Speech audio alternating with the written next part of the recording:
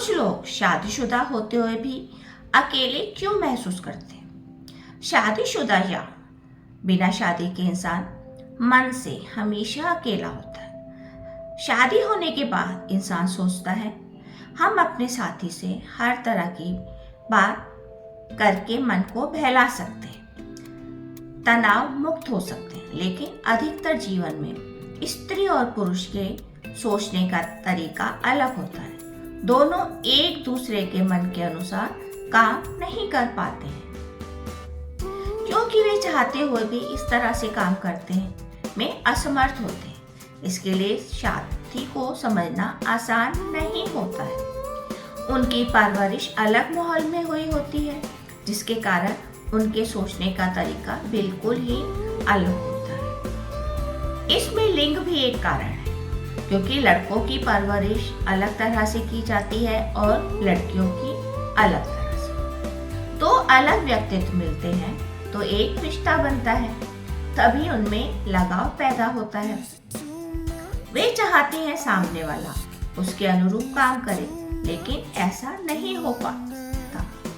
आधुनिक लोग सोचते हैं दोनों के विचार एक जैसे हों, लेकिन कभी भी दो लोगों के विचार एक जैसे नहीं हो सकते, तभी तो वो एक दूसरे के करीब आते हैं। यदि एक दोनों के विचार एक जैसे होंगे तब भी विचार विमर्श करने का कोई फायदा नहीं है, क्योंकि जब एक ही जैसे शब्द सुनने हैं तो सामने वाले से क्या बात की जाए।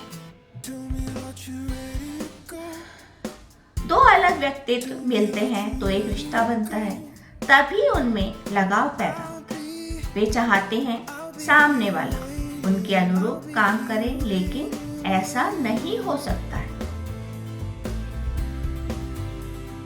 तो पुराने जमाने में औरतों की हैसियत कुछ नहीं होती थी, जिसके कारण वे पति के हर निर्णय में हाँ में हाँ मिलाती थी, जिसके कारण पति उन्हें सही अधिकार नहीं दे पाते थे। अब वे पत्नी के मानसिक स्तर को सम्मान देना नहीं चाहते, जबकि पत्नी हर बात में चाहती है उसकी राय शामिल रहे, क्योंकि अब वो अनपढ़ गंवार नहीं है, उसे दुनिया की भी समझ है। लेकिन पति का अहम अभी भी उसे दोयम दर्जे का समझकर सलाह नहीं लेना चाहते। इससे उनमें टकराव के कारण विचार विमर्श नहीं हो पाता।